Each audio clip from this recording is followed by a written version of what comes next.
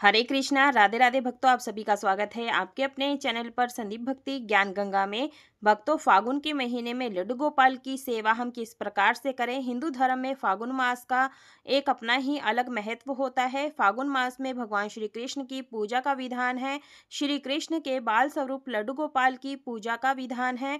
वह फागुन मास में लड्डू गोपाल की पूजा अर्चना से करने से सौभाग्य में वृद्धि होती है। तो लड्डू गोपाल को जो है फागुन मास के महीने में किस प्रकार से सेवा करनी है, पूजा करनी है, और अगर यह विशेष सेवाएं लड्डू गोपाल को आप प्रतिदिन फागुन के महीने में ना दे पाएँ तो जो विशेष तिथि होती है, जैसे पूर्णिमा तिथि होती है या एकादशी है, गुरुवार है, शुक्रवार है और रविवार है, जो कि विष्णु जी के स्वरूप का ही दिन माने जाते हैं, तिथि मानी जाती है। इन तिथियों पर आप लड्डू गोपाल जी की सेवा अर्चना किस प्रकार से कीजिएगा। तो सबसे पहले रोज सुबह लड्डू गोपाल को उठाने के बाद में घर की साफ सफाई कर लेते हैं। स्नान कराने के बाद में लड्डू गोपाल जी को जैसे घंटी बजाकर, ताली बजा करके, प्यार से भजन गुनगुना करके आप अपने लड्डू गोपाल को जगाएं। दूध चाय का भोग लगाते हैं तो दूध चाय का भोग लगाएं, जल का भोग लगाते हैं तो जल का भोग लगाएं। उसके बाद में कुछ देर बिठाने के बाद में आप अपने लड्डू गोपाल जी को गुनगुने जल से स्नान जरूर से कराएं। गंगा जल डाल करके, फूलों डाल करके हम यहाँ पर ओम नमो भगवते वासुदेवाय नमो नमः का मंत्र का जाप करेंगे और इस तरह से स्नान कराना है। तो देखिए, हमारे यहाँ पर अभी सर्दियाँ बहुत हैं, तो ठंड भी बहुत है, इसलिए लड्डू गोपाल जी बाल स्वरूप हैं, तो उन्हें जल से, गुनगुने जल से स्नान कराना है ताकि इन्हें सर्दी ना लगे, और अंग पोषण जरूर से कर देना है। थाली में कभी भी खाली ना बिठाएं, उसमें स्वास्तिक लगा दें या फिर आप तुलसी पत्र डाल दें, फिर स्नान कराएं, या फिर आप उसमें फूलों का आसन दे करके लड्डू गोपाल जी को स्नान कराएं। स्नान कराने के बाद में इत्र सेवा जरूर से दें लड्डू गोपाल जी को, इस बात का ध्यान रखिएगा। देखिए भक्तों, लड्डू गोपाल को आप फागुन के महीने में स्नान करा रहे हैं तो विशेष तिथि है लड्डू गोपाल की सेवा के लिए। उसमें आप जल में थोड़ा सा गंगा जल जरूर से मिला दीजिएगा, तभी आपका जो है ना पूजा संपूर्ण होती है। और ओम नमो भगवते वासुदेवाय नमो नमः मंत्र का जाप करना है। और फागुन के महीने में सुंदर सुंदर सी पोशाक पहनाएं, श्रृंगार करें, इस तरह से जैसे भी आपके पास पोशाक हो वो पहनाएं। ठीक है भक्तों, तो फागुन का महीना शुरू हो चुका है अपने जो है भक्तों। तो देखिए भक्तों, फागुन के महीने में भगवान शिव और भगवान श्री कृष्ण की पूजा की जाती है। कहते हैं श्री कृष्ण जी का प्रिय महीना है और वहीं भगवान शिव का भी, क्योंकि फागुन मास में ही शिवरात्रि आती है और फागुन मास के कृष्ण पक्ष में महाशिवरात्रि का पर्व बड़ी ही धूमधाम से मनाया जाता है।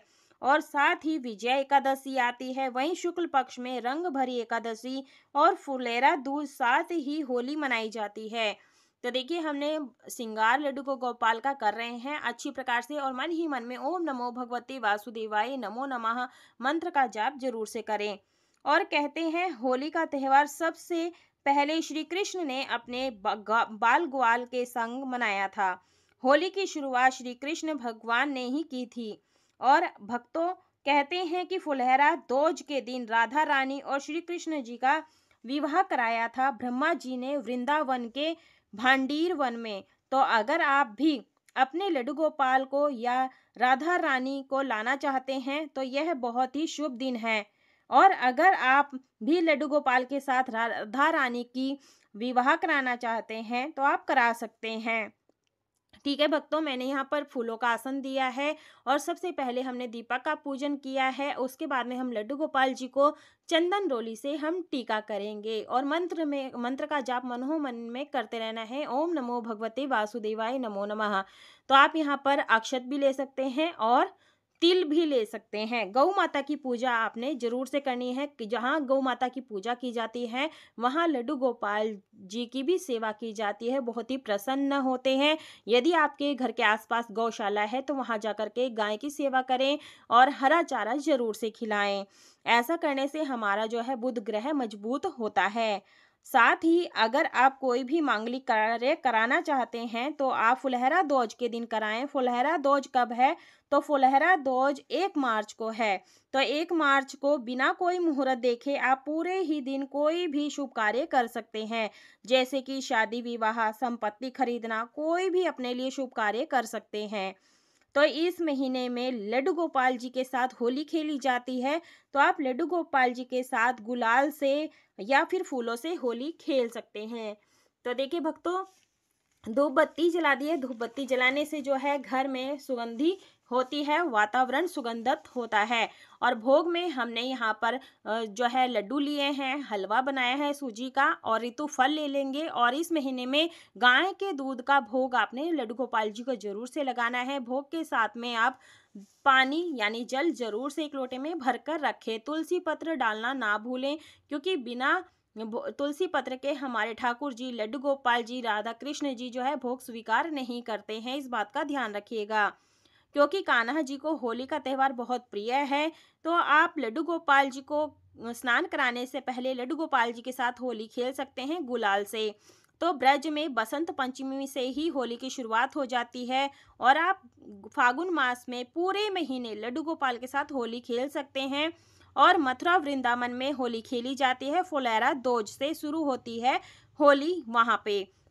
तो देखिए हम यहाँ पर जल का भोग लगाएंगे। और देखिए जैसे बसंत पंचमी के दिन से ही होली की शुरुआत हो जाती है, तो अपने लड्डू गोपाल जी को प्रतिदिन गालों पर गुलाल की चप्पी दे या गल चप्पी दें। अगर नहीं दे पाते हैं तो विशेष जो तिथियां आती हैं उसमें आप अपने लड्डू गोपाल जी को गुलाल जरूर से अर्पित करें। मैंने फूलों में लगा करके गुलाल अर्पित कर रही हूँ। जो भी आपके पास लाल, पीले, हरे, नीले जो भी गुलाल हो आप फूलों में लगा करके समर्पित जरूर से करें।